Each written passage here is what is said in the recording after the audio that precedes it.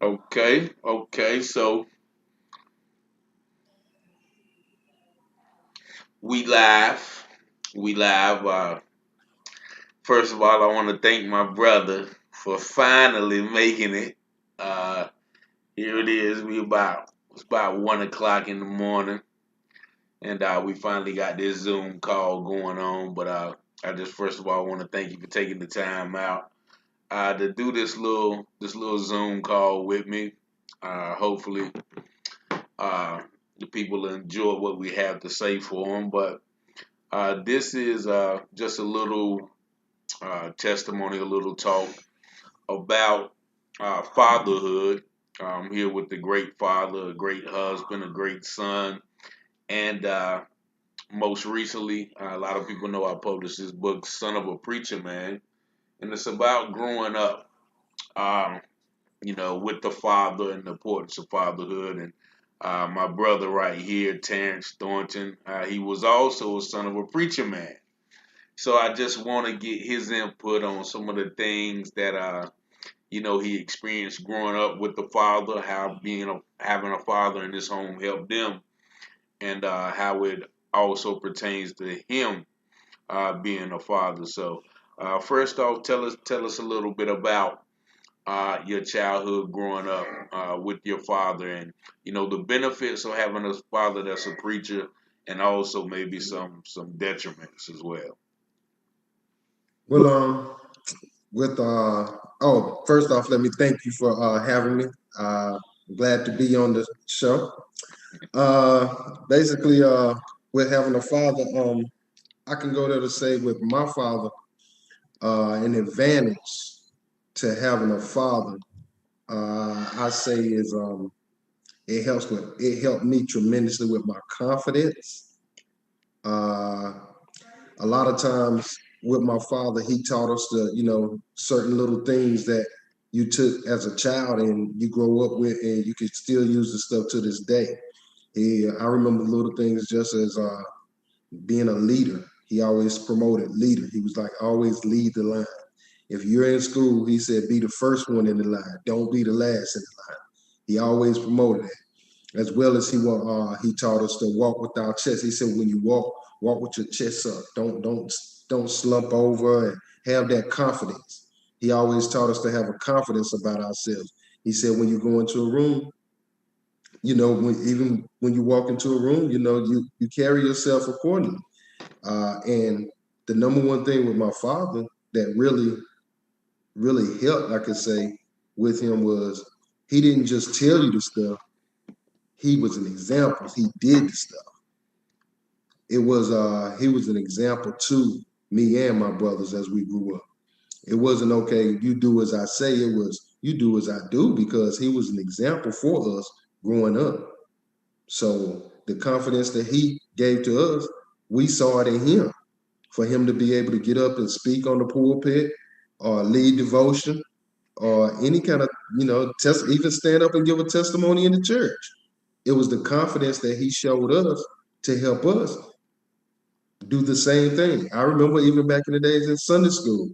In Sunday school, they would get one of us to go up and do. You remember Rick? The We do scriptures, Sunday school. yeah. Yep, doing scripture shower, Hmm. as well as even if you had to get up there and you have to tell what you learned. What was the story for that day?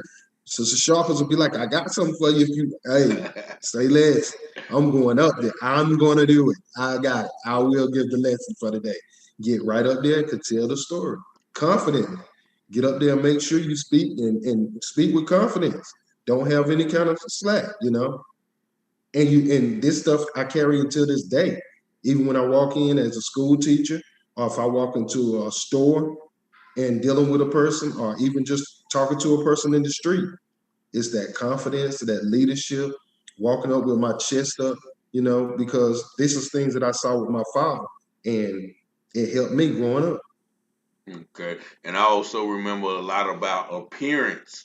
Like I said, y'all had three boys, so I remember going over your house when we was little, and he was before we go somewhere, you always stand in the line and brush your hair and fix your clothes and make sure your face was washed. So That has a lot. I talk about that in my book, and how is that also an important aspect of manhood in your point of view about being presentable wherever you go. Well, the thing is, if you think about it, the first thing a person sees is your appearance when you come up. And right or wrong, that they really make a judgment of you as soon as they see you. And that's even when I don't care if it's a young lady, a boss, or whoever. When you come up, they're looking at you. They're gonna see your appearance. And that was one thing, yeah, you're right. My father, he was very particular about his dress. And that was something he carried right on to the boys. He was like, you put your best foot forward. Don't go out there just looking any kind of way. Even if you don't have the top name and the best, and you can still make sure it's iron, make sure you got your creases, make sure it's straight, make sure you put it on correctly. If your shoes, clean your shoes, keep your shoes clean. It's little things like that that you can carry on to this day. Because first appearance is that appearance. First appearance that makes a person. It can make or break you. A lot of times people don't see it, but it's how you come up and you show yourself. If you come up and you're looking sloppy, you don't have your shirt, you're wrinkled, your jeans are hanging low, you don't have on a belt, you got on dirty shoes, that first appearance says something. That's the first thing a person will be like, I don't know if I should deal with this person. I don't know if I should deal with them because of a look. I can't say that it's right, but at the same time, you want to go in there and give a good appearance right from the start. You want to start out on the good foot. Okay. And while you were talking, I thought about another important aspect of manhood, and that's work ethic, providing for your family. And I also remember, as far as I can remember, when y'all were kids, or y'all would always either be in the back of fields, or y'all had a paper route, or y'all always had, a job. And I guess that's what can you say about seeing your father work hard and him instilling that in you, and how important is that? Because one aspect of man is also providing for his family. So how did that help you, and what did you learn at the early ages in having that example, but also not just telling you what to do, showing you, but also instilling in you to go out and do it? So how has that Yeah. stuck with you throughout? Well, with my father, he always kept a job and was doing something. He wanted to provide for the family. He would even my mom. I mean, he would come bring the checks, make sure he tried to put the bacon on the table. In so Yeah. many words, in which him and my mother, they were a team. They were a team, and I saw the work ethic in both of them. But my father, he was the main provider. He was the head of the household, and so he installed in us a work ethic. He didn't want you just to sit around not doing anything. Just like you said, the first job we had was a paper route. We would get up in the mornings. On Sunday mornings, I remember we get up and go deliver papers before we came to church. As well as during the week, we would have to go around and do the paper routes. Then from there, I remember we out in the field, like you said, we went to tobacco field. I worked in tobacco field. I worked in done cucumbers. We went out there and did cucumbers out in the field, as well as a job that I ended up getting right there in high school. It was my kind of permanent job that I was a bus boy at the country club. I was a bus boy at the country club. I worked at the country club for maybe about 4 or 5 years. I used to come home from college and still work at the country club. My father always taught us to go out there and work because if you want to have your own money, you gotta work. You gotta work. And I've installed that in my kids to this day.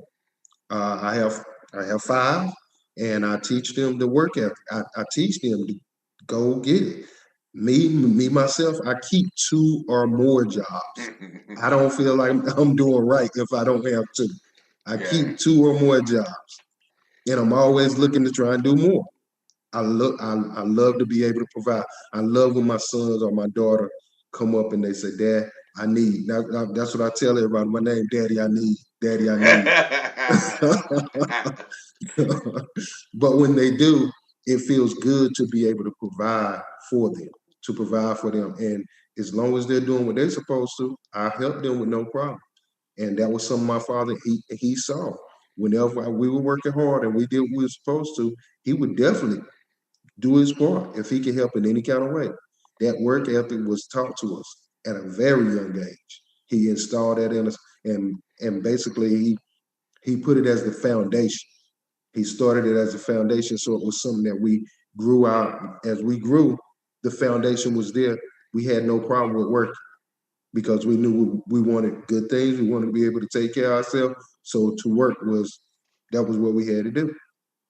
Mm. And for those of many people know your father around Goldsboro, but for those who don't know him, his name is Arnold Thornton, and he did a lot of work in the community. He not only provided for his own sons, but he would go out and get less fortunate children, bring them to church. He was also a mainstay in the jail. He would go to the jail every Wednesday and speak to the prisoners. So he not only took care of his family, but he also took care of those in the community and brought them in and tried to teach them things. So, how did that example help you? Because in the book, I actually talk about you and your friends. Saeed, Mayan, Corey Bevan. You guys were like a core group, and I want to know, like, how did your father's reaching out to others influence you in reaching out to others and being a friend and giving of yourself to others who may not have had the father that you had. Well, with my father, he basically, when I think of him, he's a man of service because he used to go to the prisons and the jails. When I say weekly, he would go weekly, and he was not looking any kind of don't give me any money or any of that. He did it out of the kindness of his heart. So that was a service that he did. On top of his regular job, he would still do that service. And that made it where it's to you would look at it and you'd be like, man, why do you do that? But at the same time, he had compassion. He had compassion for the guys and he wanted to be able to get out there and help them. He loved to help people. And he still does until this day. If my dad can help you, he's gonna sit down and be ready to help in any way possible. And not only did he do that with us, he did it with our friends as well. Like you talked about the boys, Mayan, Saeed, Randy, all of us. Even a couple of them, their fathers were there. And then it was a couple of them whose father, their father might not have been there, but that was where they still knew my dad stepped right in. It wasn't like he was like, I'm just the father for these, for my three. It was like I'm open. I'm father for everybody. I don't mind. I'll help. You know what I'm saying? He gave that guidance sometime that you needed, especially spiritually. He would give it to you. He gonna give it to you spiritually, Yeah, and then he come back as well as he'll tell you he'll give you his testimony right now. My father had no problem sharing his story, his testimony, and telling how he messed up, how he was on that drugs, how he used to put a needle in his arm, how he would put a needle in his arm and get it high and everything. And he was out of control at one time. Now, I never saw this. I never saw this side of him because he had accepted Christ and was delivered by the time he had his sons. But he didn't never treat it like as if though, oh, I haven't been there. He had been there and he would speak on it. He had to be delivered. But he had no problem with telling the truth and explaining what had happened. A lot of times people don't look at it, they see one side, but there's two sides to a book a lot of times. And so, definitely. like I said, it comes to a point where, like I said, with me and the guys growing up, they used to call me and my friends, they called us the Baker Boys. They called us the Baker Boys because of how we used to just carry ourselves different. It wasn't that we thought we were better, but we had that confidence about us. And with us having that confidence, sometimes that brings jealousy to some people. Some people get jealous over it and they would get mad at us, but we took it for what it was worth and moved on. But we're still tight to this day, man. And it's crazy, but each one of my boys that from Randy to Alvin to Saeed to Mayan to Bevan, all of us, man, we all have kids, and we're there for them. It's actually been passed right down, and you can see it because we understand how much it was valued to have a father in your life. To have a father in your life is a big thing. It you can even see a lot of times, and I hate to say it, but you can even tell sometimes, even with the women, the girls growing up, the girls and the women, you can tell who doesn't have a father in their life. And when they don't have a father, a lot of times they're looking for that boyfriend to kind of replace that father figure. And it's Definitely. crazy. And it's crazy that it's like that, but it's true. So that's why I try and be there for my girls. I try and be that father figure so that they know, hey, I'm here for you. I want you to do right. I'm here to help you be successful. A lot of times when you have that father in your life, it does sound out that you can be successful if the father's willing to put in that time and effort. My father didn't have it all. He didn't have it all, but he provided himself. As long as he was providing himself, it was enough that really influenced us young men as we grew up. Not only me, others, my Mm-hmm. brothers, you, my friends. I mean, it's crazy, but his influence, his influence alone was out of this world, just like your father. Mm-hmm. The influence. I used man, your dad, just to talk about your dad, his work ethic, astronomical. You Mm-hmm. remember how your dad was, he was a mailman Yeah. and he would not miss. He would not miss. He Yeah. was faithful, faithful, faithful. I remember long-legged mailman. Hey, I remember your dad, your Yeah, dad, man. he always kept it, and that's one thing, like I said, that I learned, and I guess you learned about, having to get up and work because nothing good is going to come to you without that hard work. And you mentioned something that I did talk about in the book about even girls without fathers tend to be looking for that love that they didn't receive. And I have a daughter, and you have three, so I see that it is important because I see how she flocks to me and your girls flocks to you, especially that little Tay. She runs, she all the way around you. But that is an innate need. And on the flip side of that, with the boys, I know that you've actually worked in the school system with young men. You actually taught in a juvenile detention center or juvenile youth prison system.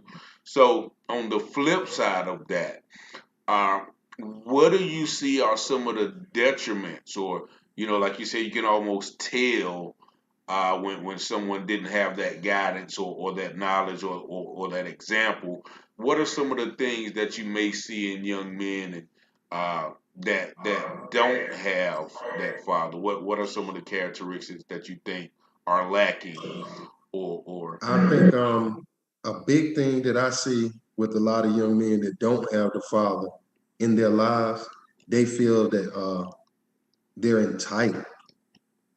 They feel entitlement. They feel that you owe them something. They okay? feel that they're owed something instead of going out and trying to get it or work for it. They feel that somebody owes them. I saw that a lot of times, and that had some of the guys in the situations where they felt like, oh, give it to me, give it to me, give it to me. You owe me. And once they really couldn't get it, then they made moves. And some of the moves they made, it wasn't to go out there and work a job, like work hard work. They would rather run the streets and do something that illegal to try, you know what I mean, to take on, to try and really get money and they feel entitled. I hate to say it. If they actually would have taken the time, a lot of them, I think if they really take the time and really go out there and put in the hard work to get stuff, then I don't think they would have been in the situation they were in. But one thing I can say with a lot of them, though, as I created relationships, and I still create relationships with young men now. When you're creating the relationships with them and you're giving them that wisdom, when you're giving them the wisdom, it pays to be able to have a testimony to tell the guys, because then they can have something where so they can relate to you on. If they can't relate to you, they're not going to hear you. they're gonna treat it just like, oh, I'm doing what I want to do. I'm entitled anyway. That dude don't know what he talking about. That's one thing you see when they don't have that father there. They lack that leadership, that and sometimes that courage and that work ethic a lot of times because that father wasn't there to push them and really give them that guidance. And you can see them searching. A lot of times they're searching for that figure, and nothing wrong with being raised by a single mom. That's nothing wrong with that. But at the same time, it's nothing like that father figure there to push and lead you in the right direction. Because a woman now, she can raise you, but a woman cannot tell you how to be a man. It just Yeah. doesn't happen. It just doesn't happen.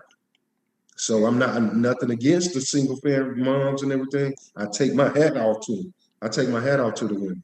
But at the same time, it's still going to be a time in that young man's life where he's going to need his father, or that young woman. She's going to need that father or a father figure in their life to help them and lead them and guide them in the right direction.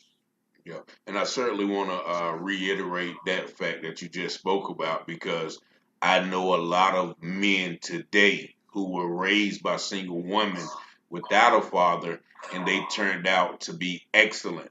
They turned out to, raise their children to be in their son's or their child's life.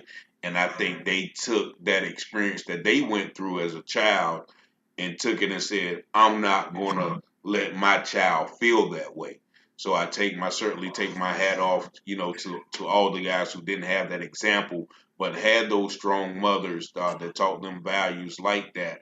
So it's not an all inclusive uh, idea that young men raised without fathers are going to be in jail because I'm a witness. Like I had a father and I took the wrong path as well. So there's no exact formula, but you know there is an importance of just having that male guidance in the life. So as people say, it takes a village. It takes a village, whether it's a basketball coach, whether it's a teacher, whether it's a rec center coach, whether it's a community mentor, activist, all those men and all those roles play a part in raising the individual child with or without a father. So I definitely want to reiterate that.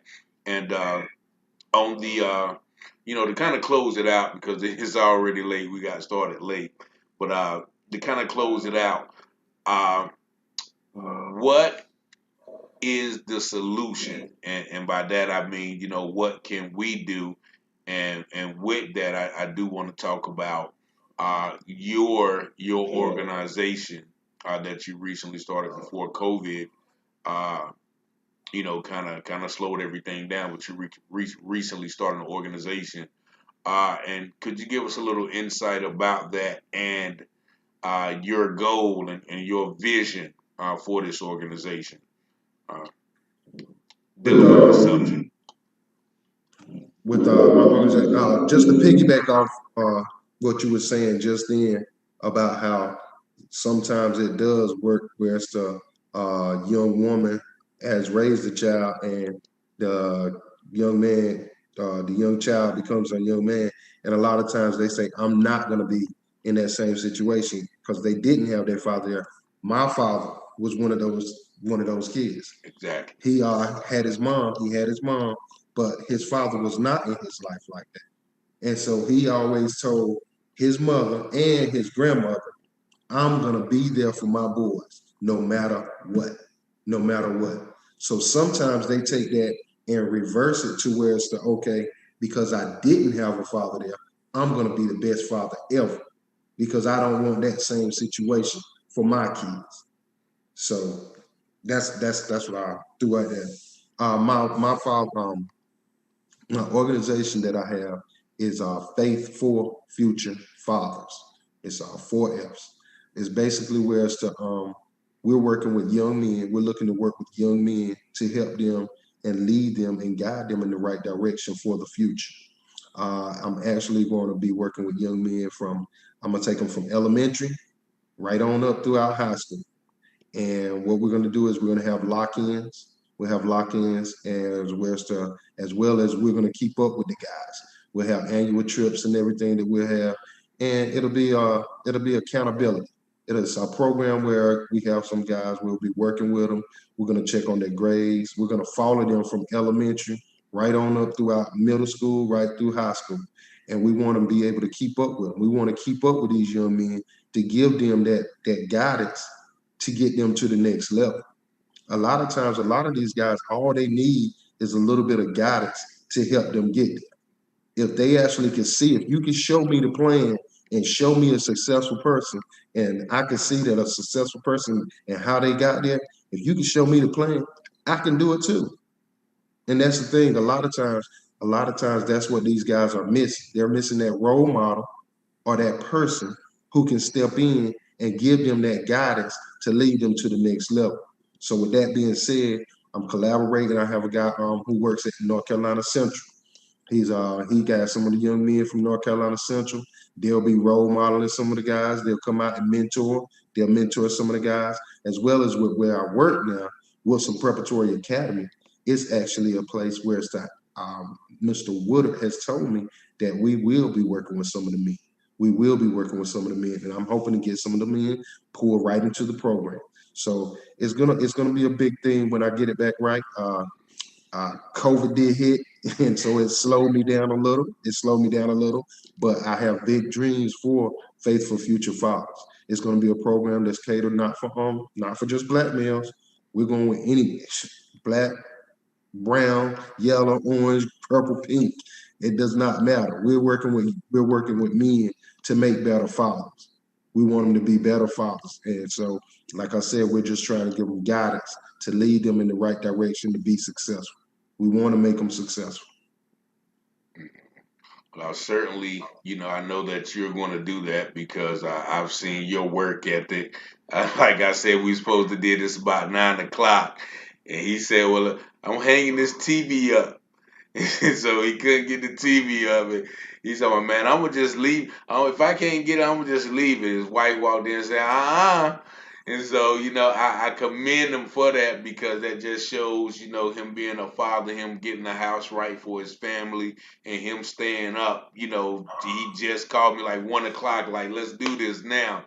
And fortunately, I was up. But, that's just a testament to what he saw growing up and how it just manifest and it carries on to the next generation. So, when his daughters grow up and his son is already growing up, he's going to know how to act. But also, his daughters are going to know what to expect and what to accept or to not put up with or tolerate from a man. So you're definitely setting a good example. You've been an example to myself in so many ways.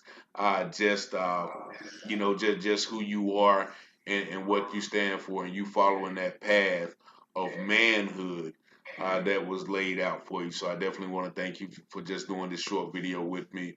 Looking forward to working with you as well with the Faith and Future Fathers. And uh, I'm going to end this, but I certainly thank y'all for taking the time to join us.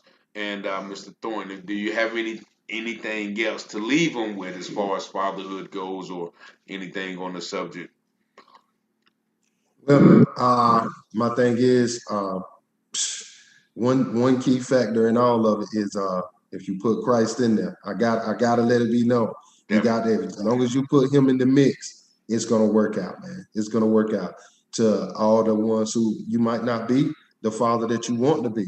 But if you can start by putting Christ in there, put Christ in there, he will help lead and guide you in the way that you need to go. And I appreciate all that you're saying. I'm thankful for the encouragement that you get. I'm proud of you just to Yeah. see you and where you've come from and where Definitely. you're at now. It's wonderful. Yeah. It strikes me. It does my heart good. It does my heart Yeah. good. I love it. You know what I'm saying? And yeah, I'm that kind of guy. You know how I am. If I'm gonna do it, I'm gonna do it. I stick with you to the end, man. I'm Yeah. loyal. That's what I do. That's what I mean. I'm right there to try and help anyone. That's the way I do it. And as long as you put Christ in, to God be the glory, man. It's all gonna work out. It's all gonna God be work the out. glory. To God be the glory. And I certainly, once again, thank you because and where you were just encouraging me, like we got this thing where we don't lift each other up, but as the scripture says, iron sharpens iron. So it's always good to build your brother up when he's down or when he's up. It's nothing soft about that. It's nothing, you know um it's nothing belittling to tell your brother that how good he's doing or how much he's influenced you. So we definitely got to get that out of our systems and try to build each other up rather than to tear each other down. Uh, like we've been known to do in certain instances. So I definitely want to once again thank you. Thank you all for listening. Check us out.